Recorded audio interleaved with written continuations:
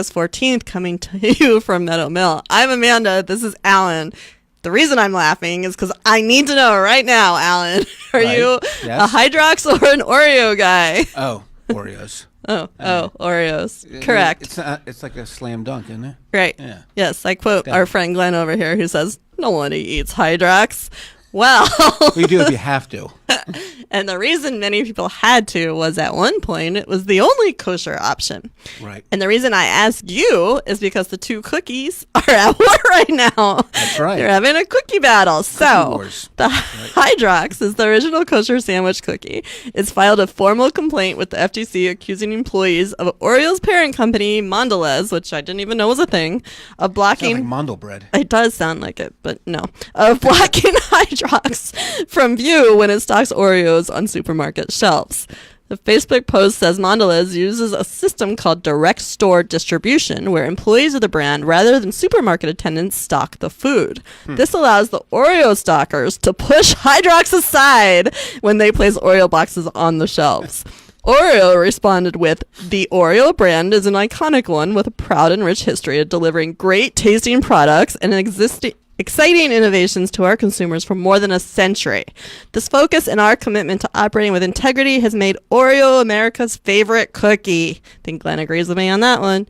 Do you remember the day Oreo became kosher? Yes. I do too. It was huge. It was a big deal. If you were Orthodox or someone who observed the laws of kashrut, it was a huge thing. It was a seismic shift in kosher kitchens everywhere. Those of us who don't keep kosher can appreciate. It's sort of like the first time you had real pizza or something. You just ate, You're like, what is this? And you have real pizza. Dream come true. Among kosher keeping people, it was huge. And I remember our old colleague Rona Hirsch. Hi, Rona. It was like a major day, and she saw the difference too.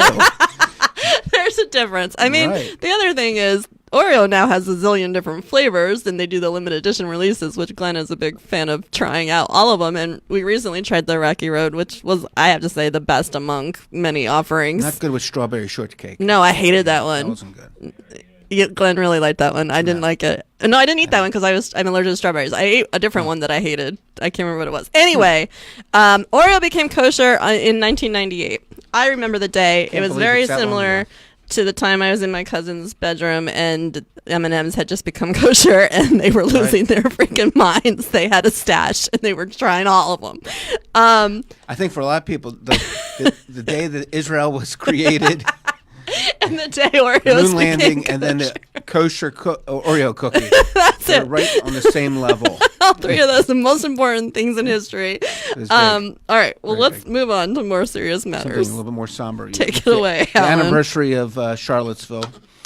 President Trump marked the anniversary of the deadly neo-Nazi march in Charlottesville, Virginia, with a tweet. Unusual. The riots in Charlottesville a year ago resulted in senseless death and division, the president said August 11th on Twitter, without noting that most of the violence, including a car ramming that killed counter-protester Heather Heyer and injured at least 20 others, was committed by neo-Nazi marchers. The tweet was on the eve of the August 12th anniversary.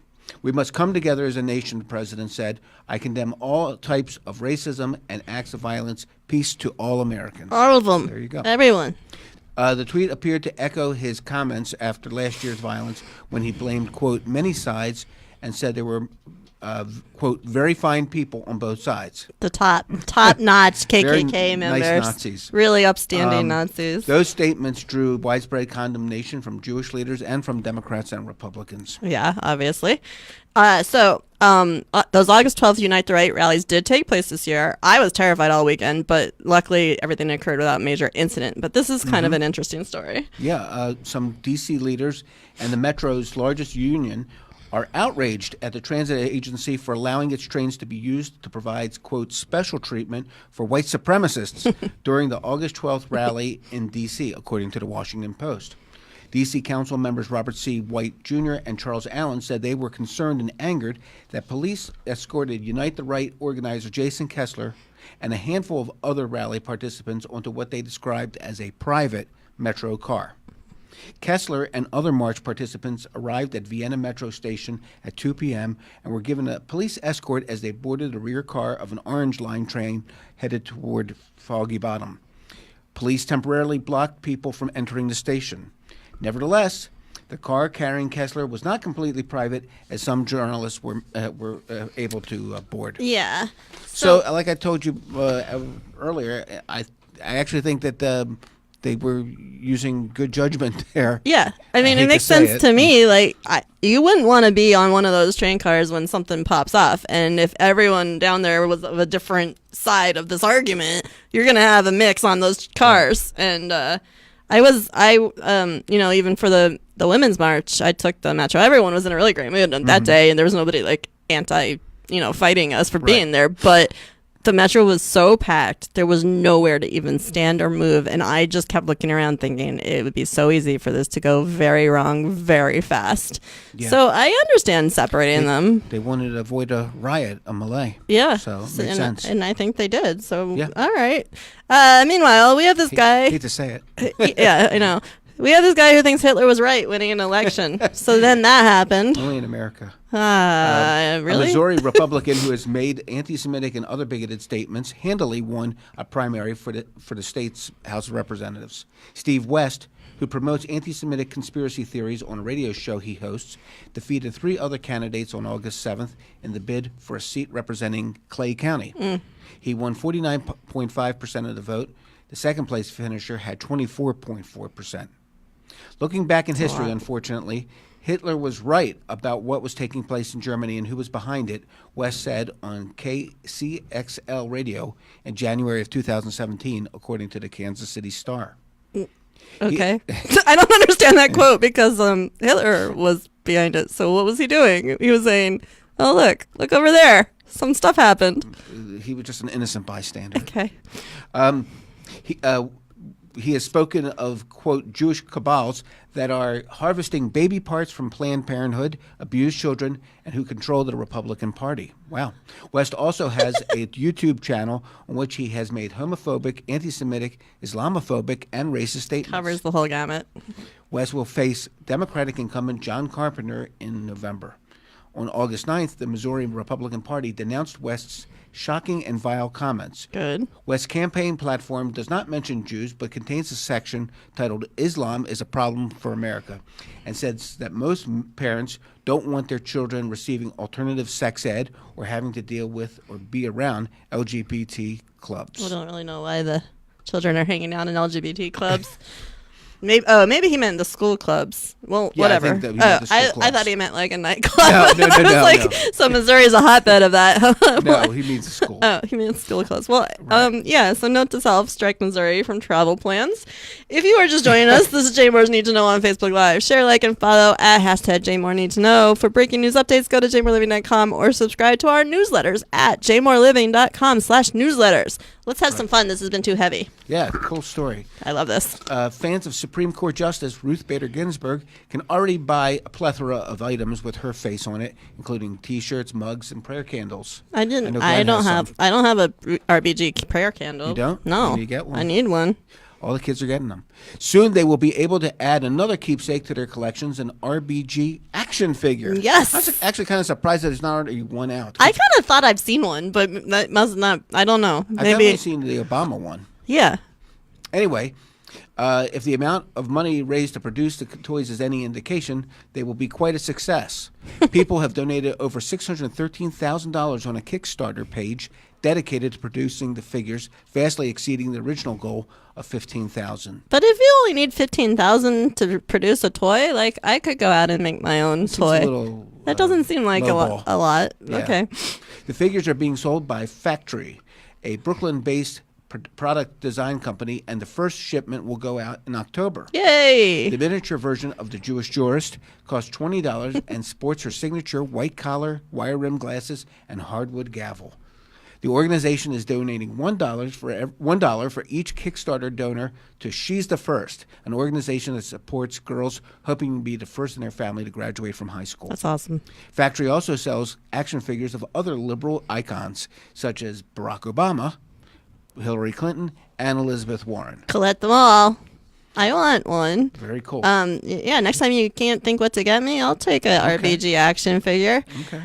So guess what we have today? It's my favorite time of the week. It's time for a Gal Gadot item. Yes. And she needs an action figure, doesn't she? I'm sure she has. She's got Wonder Woman. Right. She has plenty. She's probably a Barbie too, I would imagine. Sure. Gadot will be voicing Shank, a tough and talented driver in an intense and gritty online racing game called Slaughter Race, according to a statement from Walt Disney Animation Studios. And that's in Disney's Ralph Breaks the Internet. Right.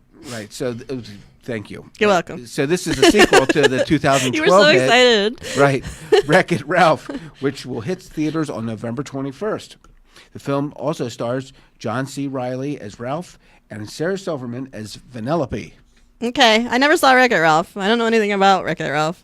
Well, of course, the books were really huge. They were? Mm-hmm. Oh, all right.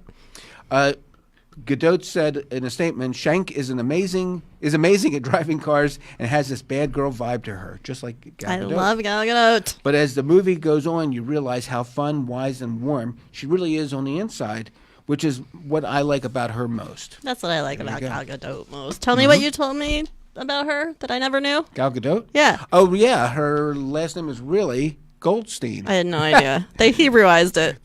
That's like the opposite of what normally happens. I think her parents did it. Her grandparents came from Poland or whatever, and her parents Hebrewized it. Yeah. Wow. So there you go. She admitted this on Jimmy Kimmel, and even she was a little sheepish about it. I know, it's a little silly. What would my Hebrew-sized last name be?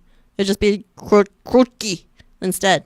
Yeah, I don't know. That's like it just would be the same thing with a different accent on the syllables. It makes it all different. Krutki. I don't know. I'd have to think about that. Okay, let us get back to us on that. Any Israelis out there, let us know. Tell us what my name would be. Yeah, like my cousins are Puttermans, but in Israel they're Puterman, right? Oh, right. All right. Well, anyway, shout out to the Puttermans. But some people just totally change it, but use the first letter.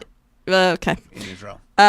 So speaking of pop culture icons, you wrote a really fun piece this week about Gil Sandler's hat. Yeah, I had a lot of fun with that. Well, Gil's my buddy, of course, and he's the Bard of Baltimore. He is. And nobody knows Jewish Baltimore like Gilbert. And recently, the Jewish Museum, Marvin Pinkert, who is the executive director, reached out to Gil and said, "We want your hat." Gil has many hats, I believe, but he has in particular a pork pie hat. And that's his trademark iconic hat, and they want to use it in a upcoming exhibition called Fashion Statement. Yeah. People want to say Fashion Sense. Fashion Statement. Which is about clothes and how they shape your identity and how some people are known for particular articles of clothing. Yeah, I love that. He thought about Gil and his hat, and Gil has consented to do it. So I talked to Marvin and Gilbert, and it was a lot of fun to write. And you can read that story online at jmoreliving.com. I like the idea of this exhibit because it sounds like something the Smithsonian would do, start collecting. And I keep trying to think, and you guys, if you're watching, can help us chime in the comments field. Who else in Baltimore has like a signature clothing item or style or, who else? I don't have one specifically unless you think about my like schmatas I like to wear on my head. But that's just lazy hair days. Well, like I told you, Shoshana Carden, the late great Shoshana Carden, her family is probably going to donate one of her purple scarves. That's cool. And Deborah Carden, who used to work at the museum, is donating a shirt that she wore when she was a little kid, saying "Vote for my daddy." Her daddy, of course, being Senator Ben. Yes. I almost said Barbara Mikulski. Where'd that come from? I don't know. Oh, shout out to Babs. So like my mom, her signature thing is she always wears really funky like 1950s glasses. Right. So that would be her thing. Everyone in town knows her for that. You also wear funky glasses. Yeah, but mine aren't actually retro. Hers are for real. She's got a whole collection. Oh, okay. Yeah. Wow. So that would be her thing. And I know, like, my old coworker, John McIntyre at The Sun, really likes to sport his bow ties and his seersucker suits. Everyone probably recognizes him for those. I think Alesker has that sweater that people know him by. Like a little, is it a cardigan? Yeah, it's sort of like or a it vest. Has patches on it. Oh, right. It's a very professorial kind of look. Yeah. He's the cool professor. Yes. I love that. It's great. It sounds like a great show. I can't wait for it. Yeah. Additionally, we also have a fun Q&A up on the website about Bowie. Big Sox pitcher. I knew I was going to mess that up. Right. Dean Kramer. The first Israeli in the major leagues, although he's not in the major. He's not. Not yet. Right. He's He in didn't the get minor there. leagues, but he's getting there. He was drafted Right. And by what? by Los the Angeles? Orioles. No, originally by LA, Los Angeles. And then the Orioles took over. So now he's at Bowie. Yes. And So our former colleague Ira Gawanter happened to have a virtual connection to him, and somehow he managed to sit down and meet with him and did a Q&A, and it was a lot of fun. yeah, he seems like a very accessible kind of guy. Yeah. I know Glenn has also spoken to him. He seems good. He seems like good people. He's a Californian. Yeah. I think he's more Californian than Israeli. Yes. But he is an Israeli citizen technically. Right. Yeah, but in the interview that Ira did, he sounds a little bit concerned about being on the East Coast. He's a little bit different for him. Yeah. But he really loves Oriole Park, so that's cool. All right.